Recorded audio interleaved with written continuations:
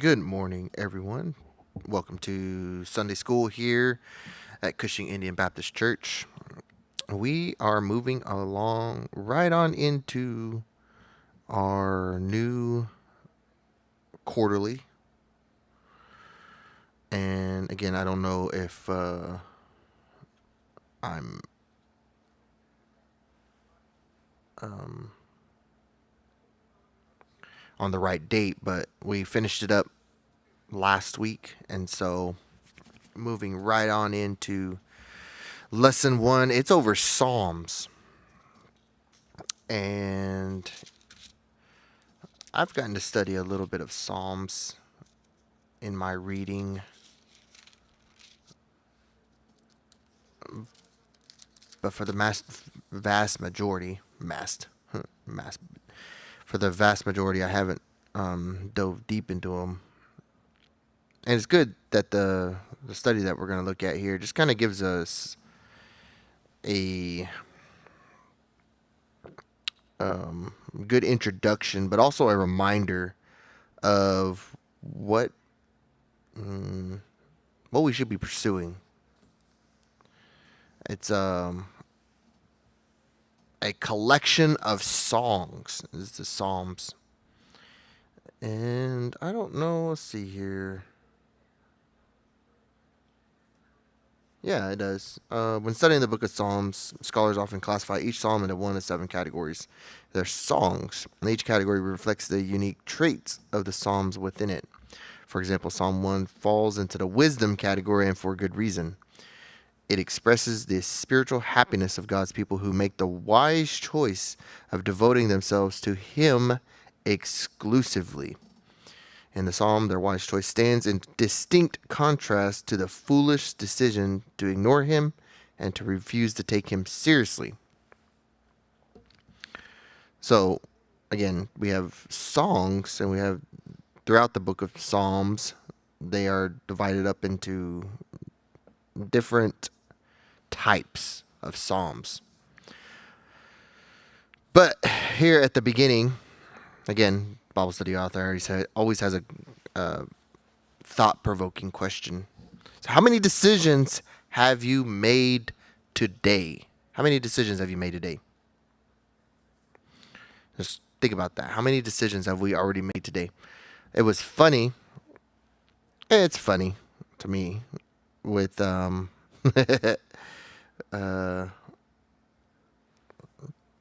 with my wife waking me up.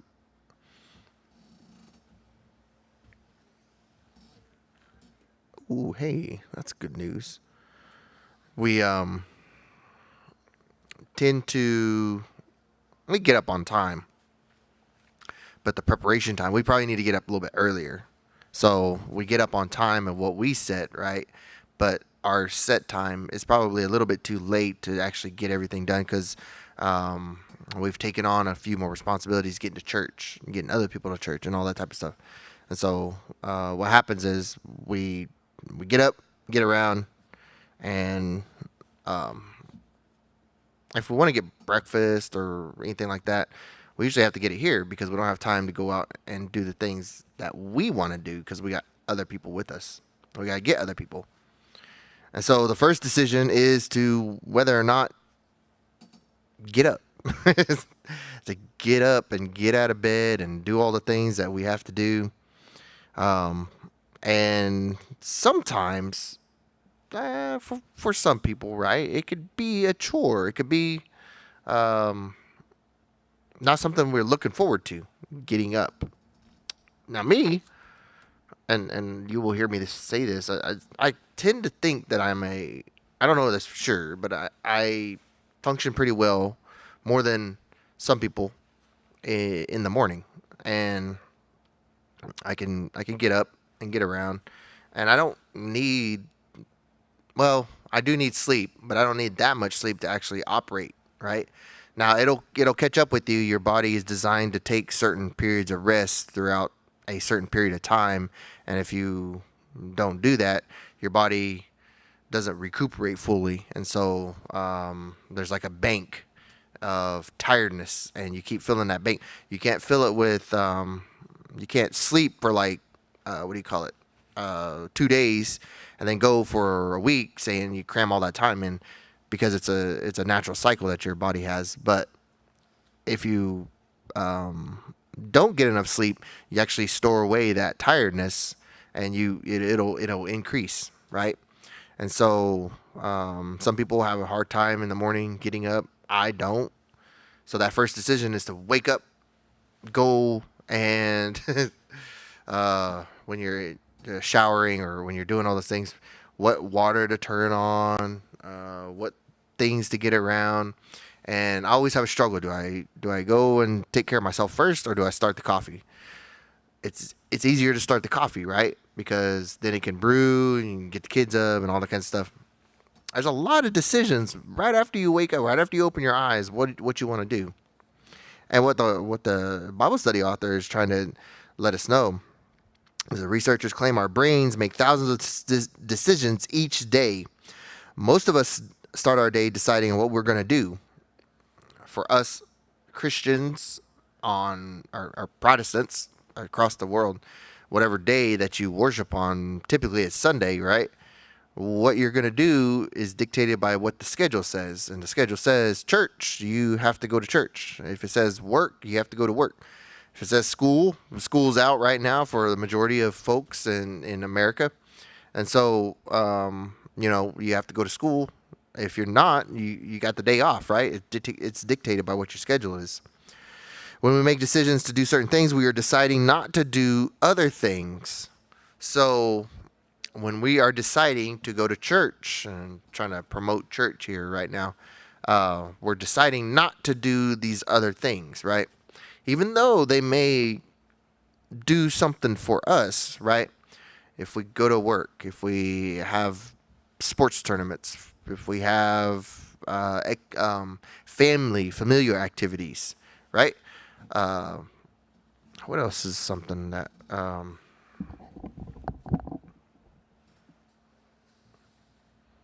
can't think of anything right off the top of my head. Just work and life, right? You're choosing to go to church. You're choosing to go worship, or if you're in some capacity that the church relies on, right? You're going and you go and serve in Him, and that's a good thing because He set aside this day to do that. You should worship Him. You should practice your things that you need to do to strengthen your bond with Him, strengthen your relationship with Him, whether that's praying, right? Most of us, first thing we do, when we wake up, we open our eyes, we thank the Lord. We give Him glory that we get to see another day. And that's an active decision that you need to make, because you need to actively worship Him to be able to build that relationship with Him. And what he's saying is, you're choosing to do these things, you're choosing not to do other things that may impede on that, right? Some things may detract us from our worship, from our time with Him. Some decisions are not too important, while others have lasting consequences. And Psalm 1 indicates that one of the most life-changing decisions we can make each day is to delight in God's word and meditate on it throughout the day. And exactly what he's talking about. And so, which one? You have many. How many decisions have you made today? Well, we probably made maybe 100. I wouldn't say 1,000, but we probably made like 100 decision on what tie to wear, what shirt to wear, what suit to wear, what shoes to wear for you ladies out there. Which one's gonna go with your outfit? Do you want to match today? Do you care? All these decisions. You want to wait? You want to wear makeup? You want to have an updo in your hair? What are you gonna have the kids wear? Or what's for breakfast? And all that type of stuff. All the way up until now, right? And if you're not going to church, it's a whole set of other things that you want to do to be able to get prepared for that.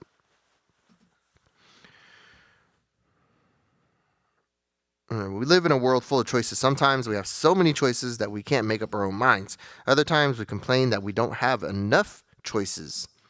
That's when we try to create more choices for ourselves. Throughout our lives, we learn that we have to live with the consequences that accompany them. When it comes to making the most important decisions in our lives, we need God's wisdom. Left to ourselves, we run the risk of making foolish choices. His wisdom enables us to see things His way so that we can do things His way. As you study, as we study this first one, consider how you make choices and how you can allow God to be the primary guide in that equation. So think of it like what they call the buzzword is algorithm, right? Well, put God in that algorithm and allow Him to be able to guide you on what the outcome should be, right? You want this thing or this deal or whatever, put God in there and allow Him to see, or allow Him to work in your favor so that you can see the outcome. And it doesn't have to be necessarily that thing, right? You might be wanting one thing, but you get something else. Well, he's worked it that way so that you can get that satisfaction that only He can provide through what He can allow you to see and do and experience. So just real brief, just a few verses right here out of chapter out of Psalm 1. It's not divided up into. There are divisions. There's natural divisions in the book of Psalms. There's technically several divisions of the what he was alluding to. The Bible study author was alluding to earlier, categories of Psalms.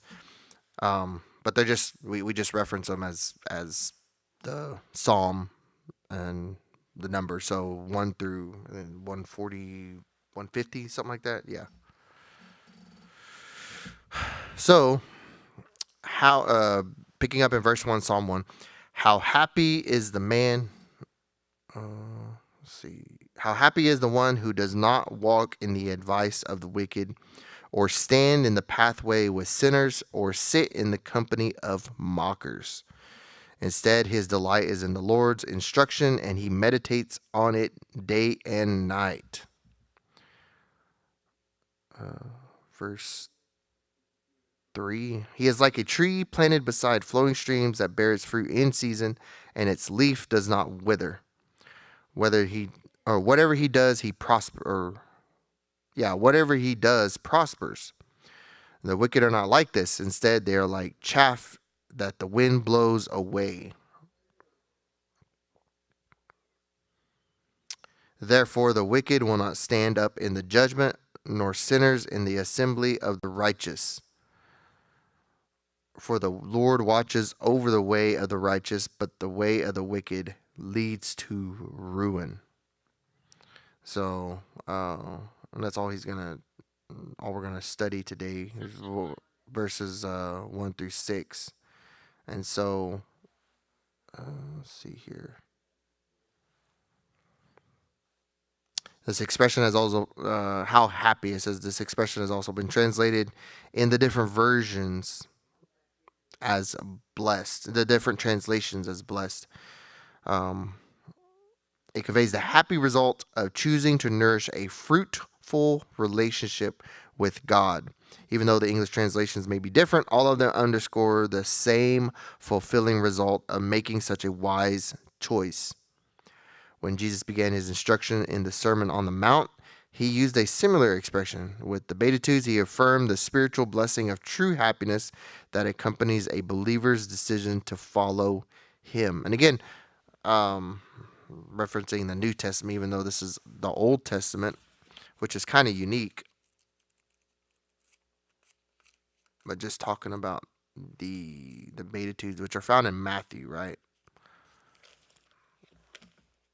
And in that Sermon on the Mount,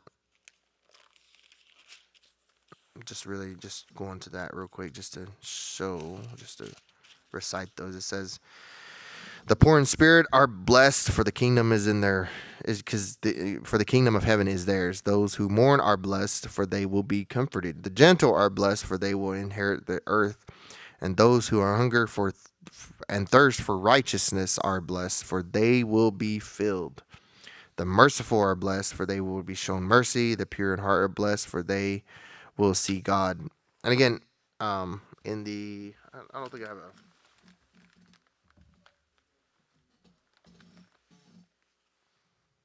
Yep, I sure do.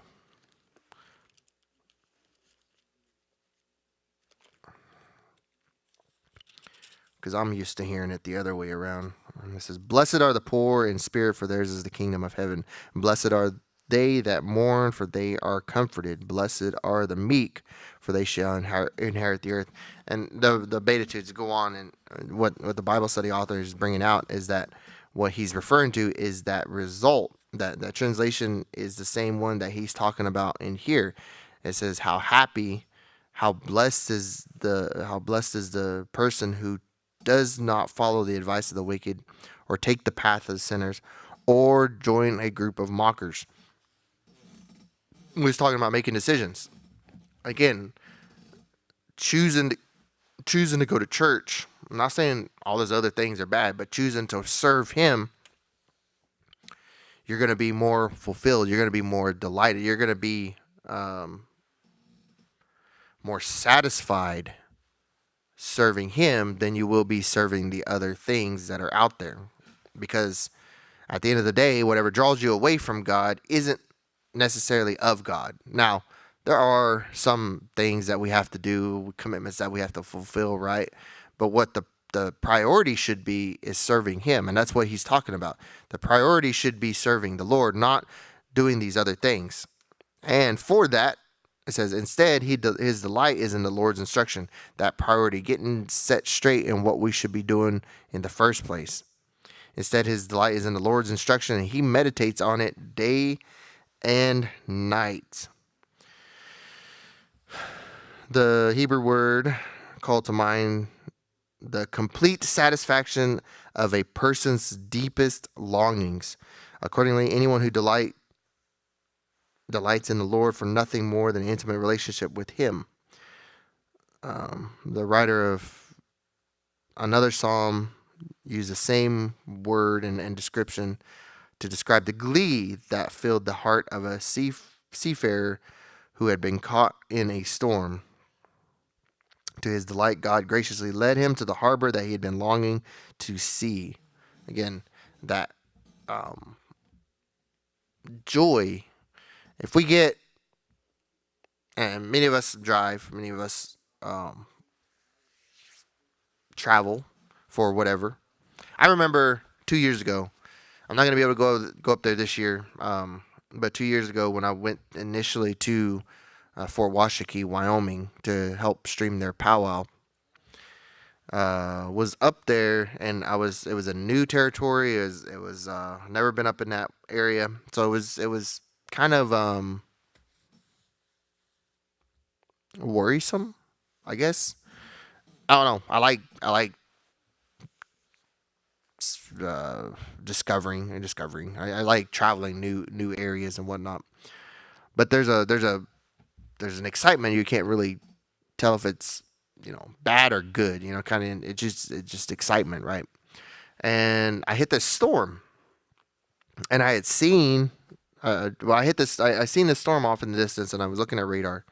I was trying to figure out what it was, and it was actually a pretty severe thunderstorm.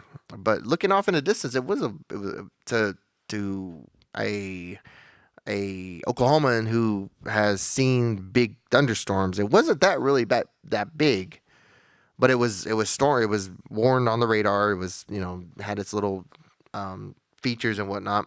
But way out in front, there was other storms, and they had really high cloud tops.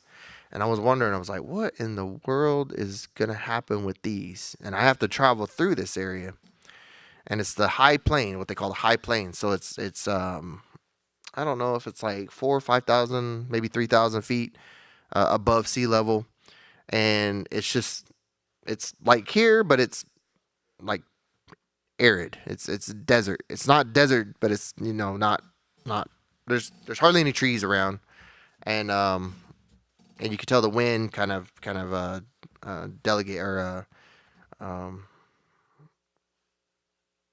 is the primary shaping force up there. Anyways, so I get up to this one storm, and it's got really high cloud tops. There's some lightning and whatnot, but there's hail, and again, that excitement or whatever. Well, hail's not gonna be that bad, It's not gonna do anything or whatever. But it dented up my car. I didn't know it until I got back home and was actually inspecting it. But being in that area and with new weather and all that type of stuff, it was kind of like, uh, you know, I don't know where to go. I don't know what to do in these areas. I don't know anything there is to know about the how to respond to storms in here. And eventually, when I got to that place, that big storm had moved on from the place that I was going to be staying at, and it was off, but it had a tornado warning. I was like, what in the world? You ever hear about tornado warnings in high plains? It happens pretty often. Colorado has a lot of tornado warnings. They don't happen so much in the city and highly populated areas, but in the sparsely populated areas, there's tornadoes. It's a common sight out there. And I didn't know that. Researching that later on, I found that out. But when I was up there, I was worried about the weather because, again, unfamiliar place and whatnot. And what the Bible study author is talking about is in that other psalm, and what he's talking about with here. That verse 2, it says, instead he delights in the Lord's instruction, he meditates on it day and night. Because you're familiar with it, you're going to rely on your experience, right? It provides you that wisdom, provides you that guidance. So when you're out there in the unknown, it's going to give you a sense of comfort, because when you return home, that's the way you should feel out there if you have that good relationship with him. Same way with our walk. We're all good here. We know what to do. Maybe some of us that are new in the faith or whatever, maybe try to still get but we have a good foundation. We know that the Lord will take care of it. We know that we're actually in a good place to be able to build that relationship with him. But it's not all about these four walls of this building. It's out there serving him, telling other people about him, building those relationships. And it's that same way that we should be doing. The only way we're going to be able to be successful out there is if we study while we're here, or we actually go and practice it, right? And that's what it means to meditate on day and night, to actually always be using it, always be referencing his word. And it moves on and says, he is like a tree planted beside streams of water that bears its fruit in season. Anybody know that we have trees here because we have a really good soil in a lot of places here. But when you're in those other places, we're the only places that trees grow. Beside streams, beside rivers, beside bodies of water. If you're in the desert, right, you don't see palm trees everywhere, but you do see them where there's water present, because that's where they're going to grow. That's what they're going to do. The only way you're going to be able to grow spiritually is by getting that water that God provides, that resource that he's able to fulfill you with.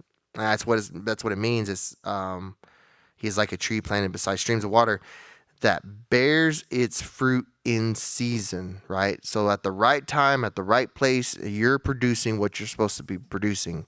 An apple tree is producing apples at the right time, so that when it's harvested, it's going to actually do its purpose by feeding people. Moves on and says, whose leaf does not wither. Whatever he does prospers. Those that stick with the Lord are going to be able to continue to see good things. They're going to continue to see fruit that's produced. They're going to be able to enjoy what they're doing by giving it, by providing a service to others. That's what we're called to do. I always thought it was kind of weird when they would talk about different jobs, that you'd be stuck in a cubicle or you'd be stuck in these other jobs or whatnot. You're not really learning anything. You're not really doing anything. You're not really enjoying life. Well, it's because we're not made to do that. Now there are some jobs that we have to take. There are things that we have to do to be able to earn money and all that type of stuff. And it's not a good enough excuse at times, but it is a way to be able to provide for ourselves and provide for our families. However, that's not what he's built us, created us, put us out in the world to do. He's called us to be able to serve him and to be able to be in that relationship with him. And if you don't feel like you're prospering, it's probably because you don't have a strong relationship with our Lord and Savior, Jesus Christ. It's probably because you don't talk to him. It's probably because you don't consult the Holy Spirit that he's given us to be able to do some of these things. And he goes on to explain that. He says, the wicked are not like this. Instead, they're like chaff in the wind that blows away. Chaff is I wouldn't say waste, but it's not the useful part of grain, of agriculture. It's just the stuff that's just laying around after everything's been. It's not the fruit. It's more known in the threshing industry with wheat, grain, those kinds of barley, those types of stuff. When you get all the oats, when you get all the nutrients out of what you're harvesting, it's all the stuff that's left behind. The stems, the dirt, and all that type of stuff. It's the stuff that's just left behind that it's gonna hopefully be used for compost or something like that. But it's not really useful. It's not. It's trash, and that's what he's saying is that it's like trash that's just waiting there just to be removed. It's not gonna prosper. It's not gonna be doing things. It's not gonna see success. It says, therefore, the wicked will not survive the judgment, and sinners will not be in the community of the righteous. For the Lord watches over the day of the righteous, but the way of the wicked leads to ruin. Oh, that's the entire psalm. Again, what the Lord wants us to do, what the Lord he wants to see us successful. He wants to see us be fruitful. That's why he provides a way for us. It's why he tries to nurture us. That's why he wants us to seek him to be able to have that peace about what we're trying to do. It says therefore this word provides a critical transition. It's tied to what the psalmist has already said about being devoted to God, while also pointing to the only fitting conclusion that could be drawn from what he had said. God's people who walked with him could look forward to their future with confidence. The same assurance could not be given to everyone who refused to make him their highest priority. Their future looked fearfully bleak. Again, if you're worried about things that are coming ahead of you, if you don't have the Lord, you're going to have a more desperate outlook. You're going to have things that are going to get to you easier, right? You're not going to have that firm foundation, that assurance that everything will be okay, because that's what he's promised us. That's what he's promised us Christians, us believers, that everything's going to be okay. Everything's at the end of the time when he returns, he's going to make everything right. He's going to turn everything beautiful again. He's going to uncorrupt this corrupted world. He's going to fix everything. One of the neatest promises that I don't really suffer from it a whole lot. I know I have a lot of people that in my circle here in church and elsewhere that would they have ailments, they have health issues, they have things that hurt them, right? My mother dealt with her knees a long time, long, and eventually she got them repaired to where she could actually. It was funny because as soon as she got everything fixed with her knees and she was able to be mobile without aids and all that type of stuff again, because she was for a while she couldn't be on her legs for extended amount of time. She was thinking about getting one of the little buggies to ride around in and everything, but she didn't want to because she was prideful. She got everything fixed. She was actually playing basketball like with people decades younger than her, and it was funny because she was just a few years before that she was complaining that she couldn't do this, do that, or whatever. But then she was playing basketball here, and she because when you get older, you have to worry about things, right? You have to worry about recovery time if you do hurt yourself and all that. She was playing basketball and she hurt her wrist because she fell, and she had to have that looked at and all that type of stuff. But she could get around and she didn't suffer.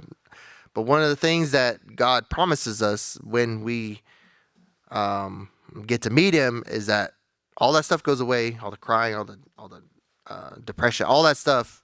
But also, we get new bodies. We get new